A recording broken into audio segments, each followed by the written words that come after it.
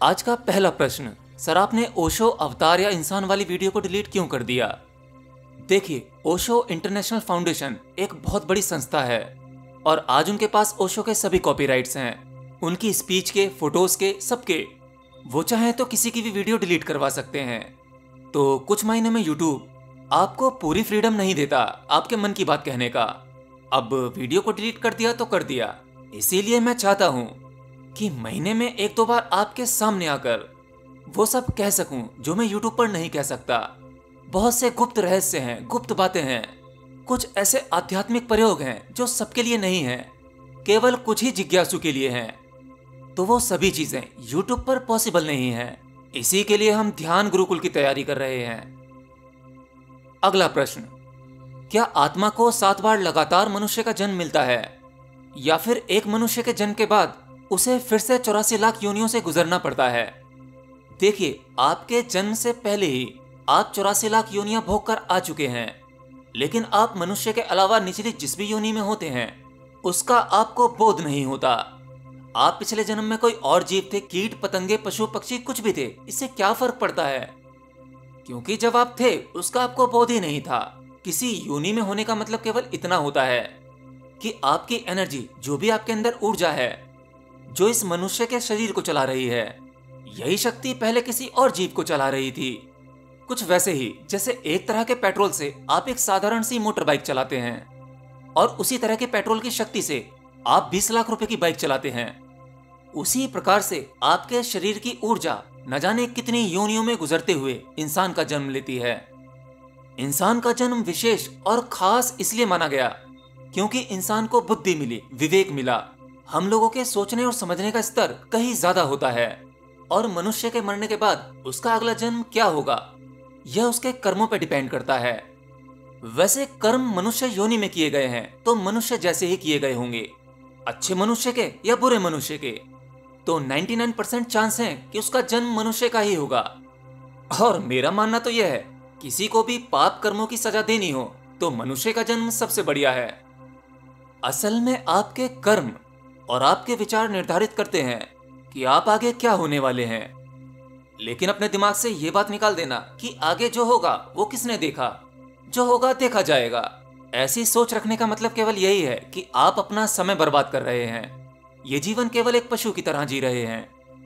तो मेरा मानना तो यही है, आप चाहे कर्म अच्छे करें या बुरे करें, चांसेस यही हैं कि आपको मनुष्य का जन्म मिलेगा। और इसमें खुश होने वाली बात भी नहीं है। बुरे कर्म करने वाले का जन्म ऐसे मनुष्य का होता है जो पूरे जीवन दुख, दर्द जैसी पीड़ा को भोगता है। तो कोशिश करो अपने जीवन को सुंदर बनाओ, ध्यान करो, जीवन अपने आप ही सुधरने लगेगा। ज्यादा धन आपको कभी सुखी नहीं रख सकता, हाँ केवल क्षण भर का सुख जरूर दे सकता है। अगला सवाल, क्या ब्रह्म मुहूर्त में कोई भी दुआ मांगने से पूरी हो सकती है? ये कमेंट मुझे बार बार आ रहा है और हर एक वीडियो में आ रहा है। अगर मैं गलत नहीं हूं तो ये कोई स्टूडेंट होगा, उम्र ज्यादा नहीं लगती। ब्रह्म मुहूर्त कोई चमत्कारिक समय नहीं है कि उस समय उठे, बैठे, ध्यान किया और उसके बाद जो भी मांगा वो पूरा हो जाएगा, कभी नहीं। ये बहुत से फैक्टर पर डिपेंड करता है।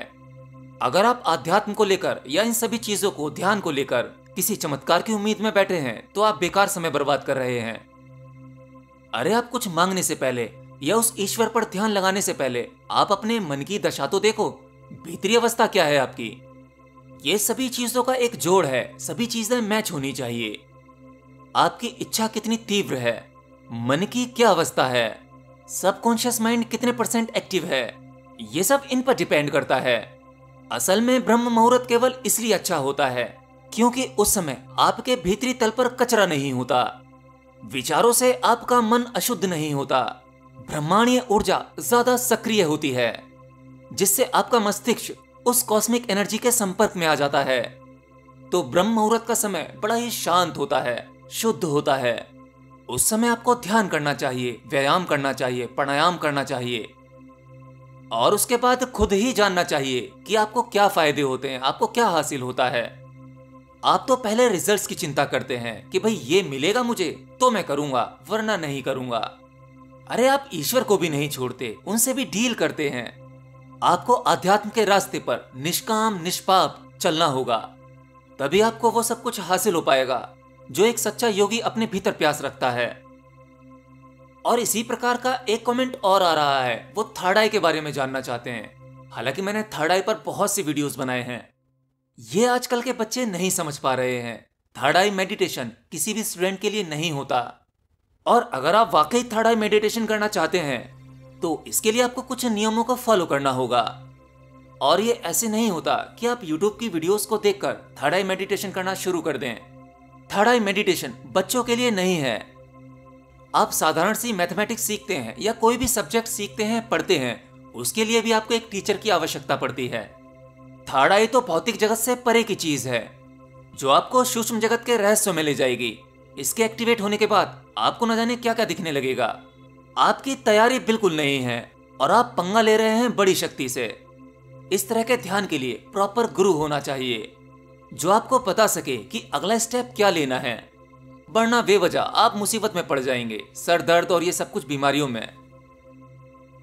एक आखिरी प्रश्न, भाई डोनेशन के पैसों से बाहर चढ़ता है, आपको आज नहीं तो कल चुकाना ही पड़ेगा। हाँ, कुछ हद तक आपकी बात सही है, लेकिन मुझ पर डोनेशन के पैसों से बाहर तो जब चढ़ेगा जब उस पैसे का इस्तेमाल मैं अपने पर्सनल यूज के लिए करूंगा। ये कुछ ऐसे होता है, हर व्यक्ति पैसा कमाता है और पैसा कमाते समय वह कर्म करता है और उसके कर्म अच्छे या बुरे हो सकते हैं, तो उसके कर्मों का असर उसके पैसों पर भी पड़ जाता है। अब वह व्यक्ति जिसको भी पैसा डोनेट करेगा तो उसके कर्मों का भार डोनेशन लेने वाले के ऊपर हो जाता है। परंतु जो कर्म ईश्वर पर समर्पित हो, निजी स्वार्थ के लिए ना हो, पर्सनल यूज के लिए ना हो, तो उस पैसे का भार किसी पर नहीं चढ़ता। कुछ महीने पहले एक साधिका मुझे डोनेशन देना चाहती थी, लेकिन मैंने मना किया। उन्होंने बहुत इंसिस्ट किया, प्लीज आप ले लीजिए, मैं ये पैसा किसी को दान देना चाहती हूँ या किसी गौशाला में। मैंने कहा आप यह सब कुछ स्वयं भी कर सकते हो, मुझे पैसों की आवश्यकता नहीं है। तो वह नहीं मानी, जिद कर बैठी और मुझे 5,000 रुपए भेज दिए। तो उन 5,000 रुपए में से मैंने तकरीबन 2,500 या 3,000 रुपए गौशाला में दे दिए थे। वह गौशाला हमारे मित्र की गौशाला है, तो तकरीबन 2,500-3,000 रुपए का चारा खरीद कर वहां दे दिया। बाकी बचे हुए पैसों से हमारी ही गली में कुछ स्ट्रीट डॉग रहते हैं, उनमें से एक फीमेल डॉग ने कुछ बच्चे दिए थे, तो उन सभी कुत्तों के लिए रहने की और खाने पीने की व्यवस्था की थी। और आज वो सभी कुत्ते जो बिल्कुल ब्लैक हैं, उसके बारे में एक वीडियो बनाया था मैंने, ध्यान से बड़ी साधना। उन सभी पपीज की और कुत्तों की वीडियो वहां मिल जाएगी आपको। आज वो सारे के सारे हमारे गेट के बाहर ही बैठे रहते हैं और हमारे सोसाइटी वाले सारे परेशान हैं। कहते हैं केवल इस एक व्यक्ति की वजह से ये सभी कुत्ते जिंदा हैं। गली में बहुत गंदगी करते हैं, कूड़ा करते हैं। अगर ये व्यक्ति नहीं होता तो ये सब मर जाते।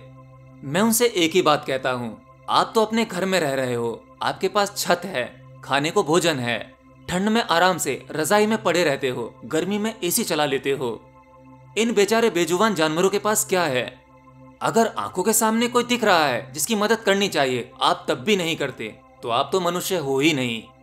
एनीवे, आज के लोग मेरे बारे में जो भी कुछ समझे समझने दो, क्या फर्क पड़ता है? और अगर मुझे फर्क पड़ने लगा तो मेरी साधना ही बेकार है। बाकी और भी कुछ क्वेश्चंस हैं जिन्हें मैं अगले वीडियो में लूंगा। और जिन लोगों ने डोनेशन दिया है उनको एक बार फिर से धन्यवाद।